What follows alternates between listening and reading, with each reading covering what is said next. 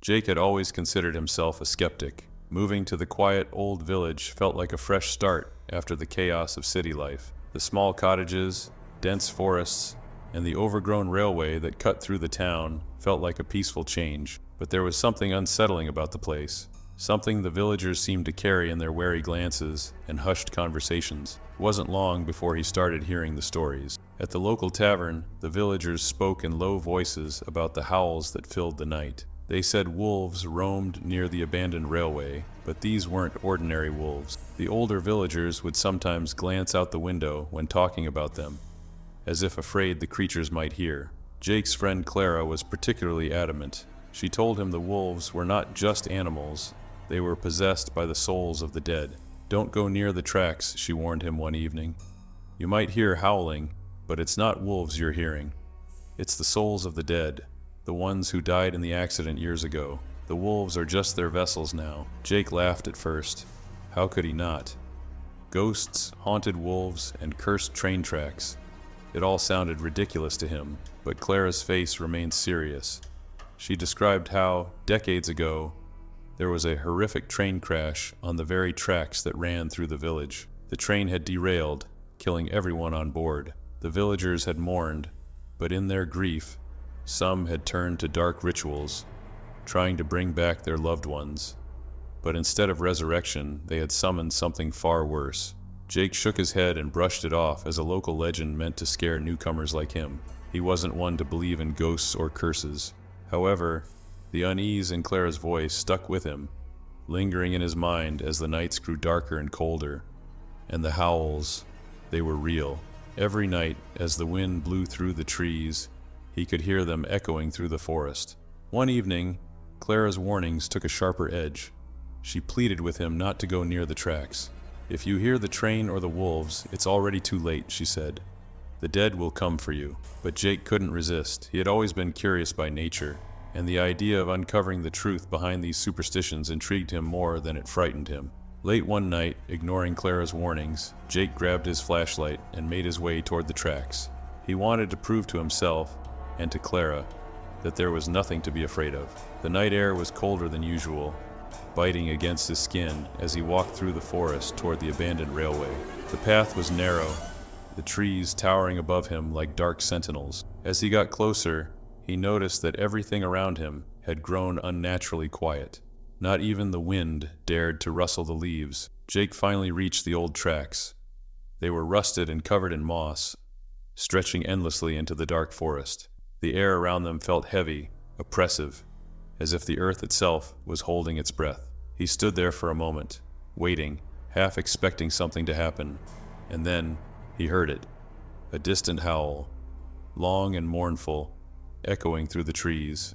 A shiver ran down his spine, but he forced himself to stay calm. "It's just a wolf," he told himself. "Wolves are common in these woods." But the howl wasn't normal.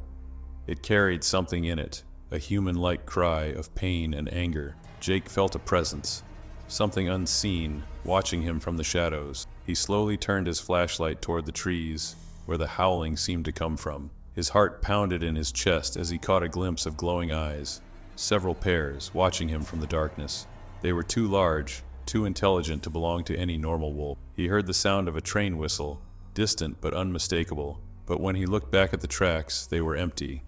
The whistle grew louder, closer, though no train appeared. Panic gripped Jake as he realized what was happening. The stories had been true all along. This wasn't just a legend. Something dark and terrible had been awakened here.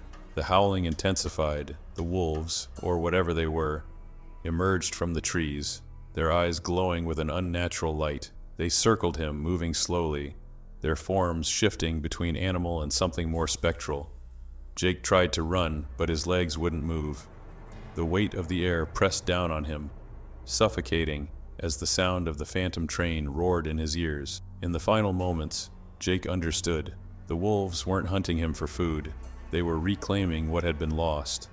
Another soul to join the cursed dead. The last thing Jake heard before the world went dark was the sound of the ghostly train rushing past, and the howl of a wolf, closer than ever. Jake couldn't shake the eerie experience from his mind. For days after his encounter at the tracks, sleep eluded him. His dreams were filled with flashes of glowing eyes and the distant whistle of a train that never came. Every night the howls returned, growing louder, more insistent, as if they were calling to him. But Jake wasn't ready to believe. He needed proof, something tangible to show Clara that the wolves, the curse, all of it was just an elaborate myth. Determined, he set out again one evening, armed with a stronger flashlight and a sense of conviction. Clara begged him not to go. She had seen the fear in his eyes after his last trip to the tracks, though he had tried to hide it behind a mask of skepticism. "You don't understand what you're messing with, Jake," she warned, her voice trembling. "Whatever's out there isn't natural. It's something darker. You need to stay away." But Jake was stubborn. He had to see it again, to prove to himself that it was all in his head. As the sun dipped behind the trees and the sky turned a bruised purple, he made his way toward the tracks once more, the weight of Clara's warnings hanging over him. The forest felt different this time, more oppressive. The tall trees leaned inward, casting long shadows that seemed to stretch out like fingers, trying to pull him back. As he approached the tracks, the silence became deafening. There were no birds, no rustling of leaves, only the sound of his own footsteps crunching on the forest floor. The moment he stepped onto the tracks, the temperature seemed to plummet. His breath fogged in front of him, hanging in the air like a ghost. He stood still for a moment, scanning the tree line with his flashlight, searching for the glowing eyes he had seen before. Then he heard it, the faint sound of a whistle, far off but unmistakable. His heart quickened, but this time he was prepared. He stayed rooted to the spot, waiting for the train to appear. Minutes passed, but the tracks remained empty, stretching out into the darkness, silent and unmoving. Suddenly, a low growl rumbled from the shadows. His flashlight flickered, casting eerie shapes across the trees. The growling grew louder, deeper, and then the howling began, piercing the quiet night air. It sounded closer this time, more urgent. Jake swung his flashlight toward the noise, his pulse racing. In the distance, between the trees, he saw them. Wolves. Their glowing eyes were fixed on him, unblinking, their shapes shifting unnaturally in the darkness. They were larger than any wolves he had ever seen, their fur matted and dark as though they had crawled from the depths of some forgotten nightmare. Jake took a step back, his hands trembling. He wanted to run, but his legs felt heavy as if the ground itself was trying to hold him in place. The wolves began to move, slowly at first, but with an eerie precision, their eyes never leaving his. And then the train whistle grew louder. Jake spun around, but there was no train in sight. Yet the sound was deafening now, as if it were right on top of him. The tracks beneath his feet began to vibrate slightly, the distant sound of metal wheels grinding against rusted rails echoing through the night. He turned back to the wolves. They were closer now, too close. Their glowing eyes bored into him, and in them, Jake saw something that chilled him to his core. It wasn't hunger, it wasn't instinct, it was something far worse. Something ancient and vengeful. A voice, barely a whisper, floated through the air. It was coming from the wolves, but it wasn't their voice. It was human, distant and broken, like the echo of a long-forgotten scream. "Come back," the voice whispered. "Come back to us." Jake's heart pounded in his chest as the wolves advanced. The growling intensified, reverberating through the trees. His mind raced, searching for a way out. But the tracks stretched on endlessly in both directions. He was trapped. In that moment, Jake realized the truth. The wolves weren't just possessed. They were the souls of the dead, bound to the tracks, hungry for revenge. The train wasn't a ghost. It was a symbol, a beacon calling the dead back to this world. And now, they had their sights set on him. He stumbled backward, his flashlight flickering again, casting long, twisting shadows around him. The wolves broke into a run, their teeth bared, their howls filling the air like a death sentence. Jake turned to flee, but the ground beneath him seemed to shift, the cold biting into his skin as he stumbled across the tracks. The ghostly whistle of the train sounded one last time, and just as the wolves lunged toward him, Jake heard the grinding of metal wheels against the rails. A force, invisible yet powerful, pulled him to the ground, pinning him there as the howls of the wolves grew louder, echoing all around him. And then, everything went dark. In the cold, silent night, the tracks lay empty once more. The howls faded into the distance, leaving nothing behind but the chilling memory of what had just occurred. The wolves had claimed another soul. The days following Jake's terrifying encounter were a blur of sleepless nights and lingering dread.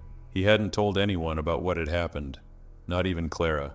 How could he? The truth sounded insane, even to him. But the memory of those glowing eyes and the chilling howl of the wolves haunted him. Every time he closed his eyes, he saw the train that wasn't there, and the figures that weren't wolves at all, but something much worse. Clara noticed the change in him. She saw the dark circles under his eyes, the way he jumped at the slightest sound, and the way his gaze seemed to drift toward the tracks every time they passed by. One evening, after Jake had once again dodged her questions, Clara insisted they visit someone who might have the answers he needed. "Old Man Harper," she said. "He's the only one who really knows what happened out there." Jake hesitated. He'd heard about Harper, a reclusive old man who lived on the edge of the village, near the woods. People whispered that he was crazy, driven mad by the same wolves that now haunted Jake's nightmares. But Clara's expression was serious, and Jake knew he couldn't keep running from the truth forever. He agreed to go. They found Old Man Harper sitting on the porch of his decaying cabin, the wood creaking beneath his weight as he whittled away at a piece of driftwood. His eyes, though cloudy with age, seemed sharp as he watched them approach.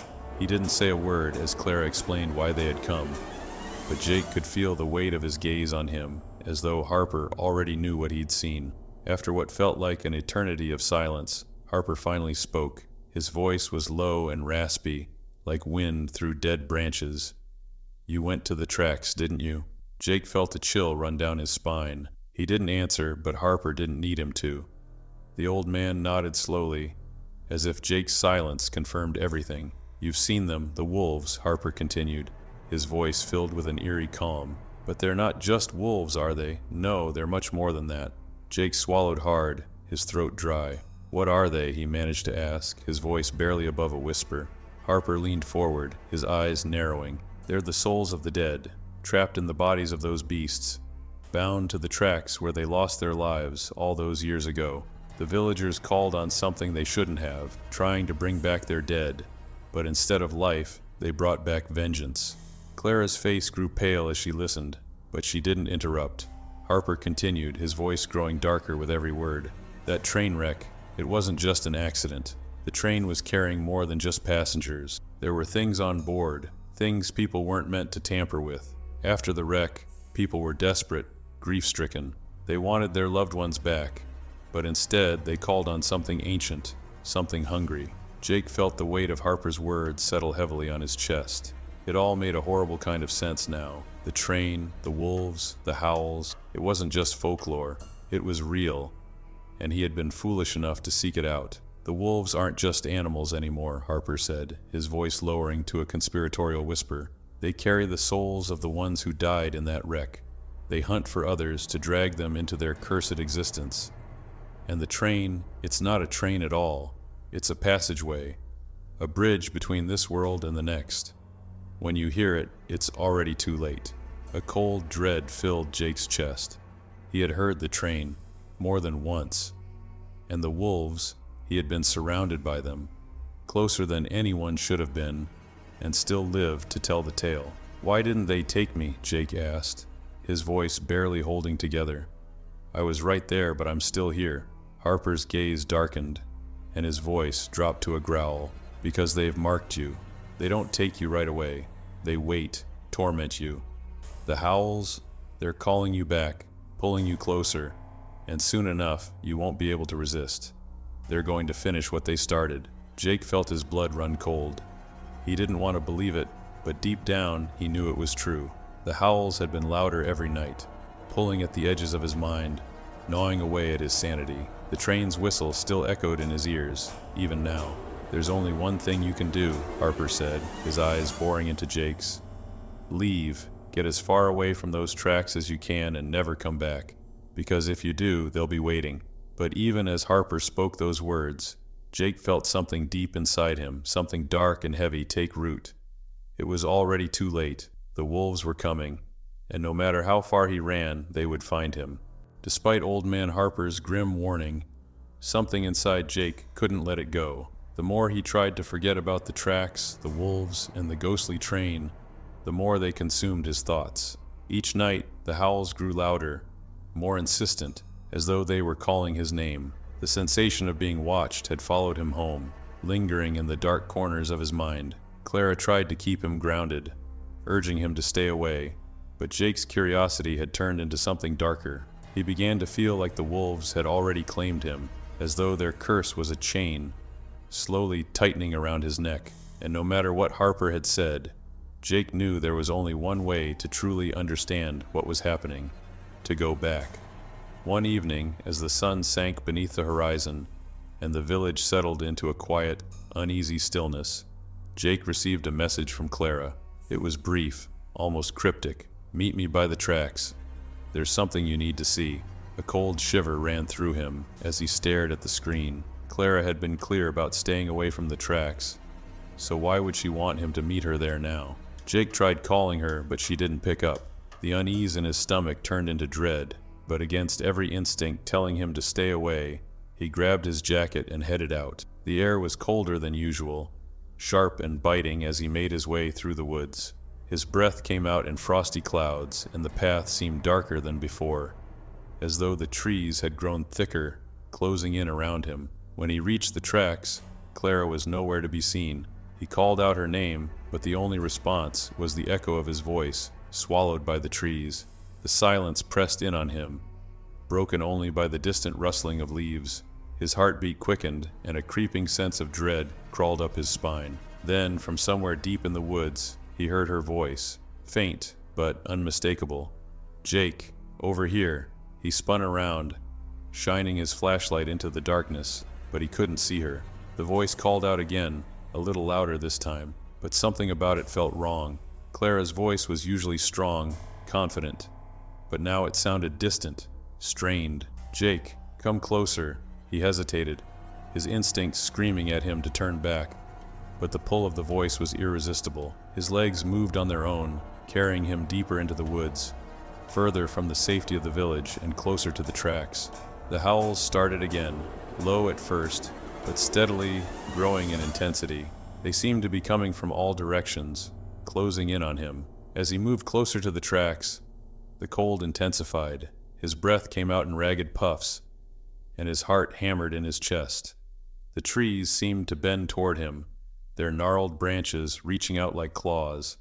And then, out of the corner of his eye, he saw it, the faint glimmer of eyes in the darkness. The wolves. Jake froze, his blood turning to ice. Dozens of glowing eyes stared back at him from the shadows, watching, waiting. Their howls had stopped, replaced by an eerie silence that pressed down on him like a weight. He could feel the presence of something more than just animals in those glowing eyes, something ancient, vengeful, and very much alive. Suddenly, the train whistle sounded, loud and shrill, cutting through the silence like a blade. Jake turned toward the tracks, but as before, there was no train in sight, just the tracks stretching out into the night. The sound of grinding metal grew louder, and the tracks began to hum, vibrating beneath his feet. Panic surged through him. The voice that had called him into the woods was gone, replaced by the deafening roar of the ghostly train. He tried to run, but his legs felt heavy, sluggish, as though the earth itself was trying to pull him down. The wolves moved closer, their glowing eyes fixed on him, their bodies shifting in the darkness. They weren't just wolves. They were something else entirely, their forms twisting and flickering like shadows. As they approached, Jake could see the faces of the dead reflected in their eyes, human and wolf, blending together in a grotesque dance of the cursed. Desperate, Jake ran toward the tracks, hoping to escape whatever was hunting him, but the wolves were faster. They closed in around him, their growls low and menacing, driving him toward the abandoned train station that sat like a forgotten relic at the edge of the woods. He stumbled through the doors of the station, the cold air biting at his skin. The station was empty, abandoned for years, but as he entered, the temperature dropped even further, the air thick with the stench of death and decay. He could hear the whistle again, louder now, and this time he saw it, the ghostly train emerging from the darkness, its spectral form gliding silently along the tracks. Jake's breath caught in his throat. The train was real. The stories were all true. The wolves closed in behind him, their eyes glowing with an otherworldly light. They didn't attack. They didn't need to. Jake was trapped. The train's whistle grew louder, echoing off the walls of the station as it hurtled toward him. In the last moments before the train reached him, Jake realized the terrible truth. The wolves, the train, they weren't separate entities. They were one and the same, bound together by the curse that had been placed on the tracks all those years ago. The train didn't just carry the souls of the dead. It hunted them, claimed them, and now it had come for him. The wolves lunged, their jaws snapping, and the ghostly train screeched to a halt. Jake felt the icy grip of death close around him as the wolves tore into him, dragging him down into the cold darkness. And then, just as quickly as it had begun, it was over. The wolves vanished, the train disappeared, and the station fell silent once more. All that remained was the empty, cold night and the faint echo of a distant howl. Clara couldn't shake the uneasy feeling gnawing at her since Jake left to meet her by the tracks. She hadn't sent the message, and when she couldn't reach him by phone, panic began to set in. She had tried to keep him away from the tracks, but something had already taken hold of him. The wolves, the curse, they weren't done with him. Determined to find him, she grabbed a flashlight and hurried toward the woods. The path to the tracks was eerily quiet, the kind of silence that made her skin crawl. The closer she got, the more intense the cold became, biting at her fingers and face, sending shivers down her spine. The moon hung low in the sky, casting long, twisted shadows over the trees as she made her way to the old railway. When she reached the tracks, there was no sign of Jake. The air felt thick, oppressive, as though the forest itself was holding its breath. Clara's heart raced as she scanned the area, calling out for him. Her voice seemed to vanish into the night, swallowed by the looming silence.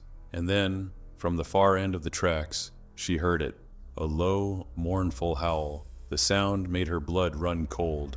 She had heard the stories of the wolves, of their unnatural connection to the spirits of the dead, but hearing the howl in person was far worse than she'd imagined. It was filled with grief, anger, and something even darker, a hunger that seemed to reach out for her. Suddenly, a figure emerged from the shadows. For a moment, Clara thought it was Jake, stumbling out from the trees. She called his name, rushing forward, but as she drew closer, her heart sank. It wasn't Jake, it was something else. The figure looked like him, his face, his clothes, but there was something wrong, something deeply unnatural about the way he moved. His skin was pale, his eyes glazed over, almost lifeless. And behind him, glowing eyes flickered in the darkness, the wolves watching her every move. "Jake," Clara whispered, her voice trembling. She wanted to believe it was him, but every instinct told her to run. The figure took a step forward, its movement slow and deliberate, like a puppet being controlled by invisible strings. The wolf's eyes glowed brighter, and the sound of a distant train whistle echoed through the night. Clara stepped back, her heart pounding in her chest. This wasn't Jake, not anymore. "You shouldn't have come here, Clara," the figure said. But the voice wasn't Jake's. It was something deeper, darker, as if 1,000 voices were speaking in unison. The words were twisted, wrong, filled with malice and pain. "He belongs to us now." The realization hit her like a blow to the stomach. Jake had been taken, possessed by the spirits of the dead, just like the wolves. They had claimed him, just as Old Man Harper had warned, and now they were coming for her. Clara's pulse raced as the wolves began to circle her, their glowing eyes reflecting in the darkness. The howl grew louder, more intense, as the air around her turned colder and colder. She could feel their presence closing in, a force she couldn't escape. The figure that had once been Jake reached out a hand, its cold, lifeless fingers brushing against her arm. Clara recoiled in horror, stumbling backward as she tried to break free. But the wolves were faster, their growls low and menacing as they surrounded her, trapping her on the tracks. "You can't leave," the voice hissed through Jake's lips, its tone filled with cruel satisfaction. "You're part of this now. You've always been part of it." Clara turned to run, but the ground beneath her feet shifted. The tracks began to vibrate, the distant sound of the ghost train growing louder, more insistent. The wolves' howls turned to shrieks, a cacophony of agony and rage that filled the air, shaking the trees around her. The train whistle pierced the night, and Clara saw it, just as Jake had described. The spectral train barreled down the tracks, its ghostly form shimmering in the moonlight, filled with the souls of the dead.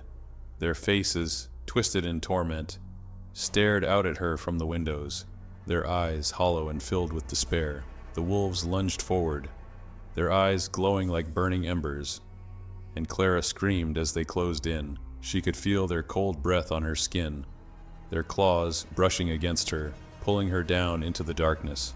The train screeched to a halt right in front of her, the doors sliding open with an ominous hiss. Inside, the spirits of the dead beckoned her forward, their arms outstretched, welcoming her into their cursed existence. And standing at the front of the train, Jake, no longer himself, but a ghostly reflection of what he once was, watched her with empty eyes. Clara tried to fight, but the pull of the train, the curse, was too strong. The wolves dragged her forward, and as the door slammed shut behind her, the train let out one final, deafening whistle.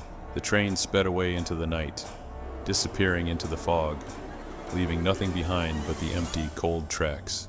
And in the distance, the howling of the wolves echoed through the trees, marking the end of another soul claimed by the curse. The village was quiet in the days following Clara's disappearance.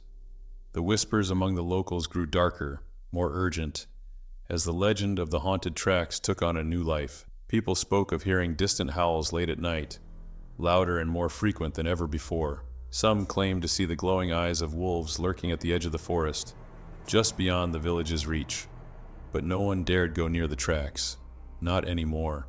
Old Man Harper watched from the window of his cabin, his weathered face grim and knowing. He had seen this pattern too many times.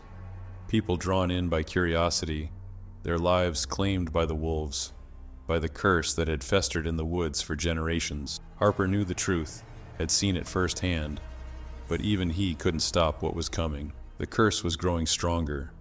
The wolves were claiming more, their hunger insatiable. Late one night, as the moon hung high in the sky, a distant howl echoed through the village. It was longer, more sorrowful than before, filled with an eerie sense of triumph. The villagers, huddled in their homes, dared not look outside, but they knew what the howl meant. Clara was gone, and so was Jake. The train whistle followed soon after, faint but unmistakable, as if it were calling out to them from another realm. Those who listened closely could swear they heard the grinding of metal wheels on old, rusted tracks, even though the railway had long since been abandoned. In the dead of night, a lone figure appeared on the edge of the village, standing silently beneath the shadow of the trees. His clothes were torn and filthy, his face pale and gaunt. From a distance, it looked like Jake, alive somehow, returned from the woods. But when the villagers approached, they realized something was terribly wrong. His eyes were empty, hollowed out by whatever horrors had claimed him. He said nothing, just stood there, watching with an unnatural stillness. Then, from behind him, came the wolves. Their glowing eyes emerged from the darkness, their bodies twisting and shifting in the night. But they did not attack. They simply stood at Jake's side, their growls low and constant, as if waiting for something. The villagers froze in terror.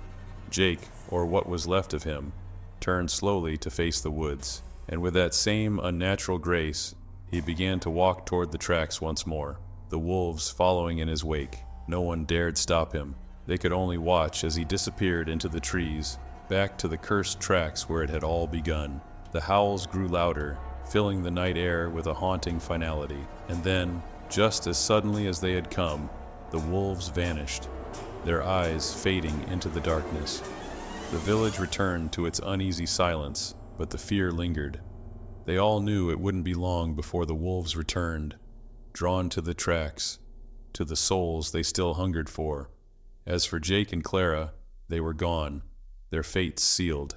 The curse of the haunted railway had claimed them both, and now they were part of it, trapped on the ghostly train that carried the souls of the dead. And somewhere, deep in the woods, the train still moved. Its whistle echoed through the night, a chilling reminder that the dead never truly left.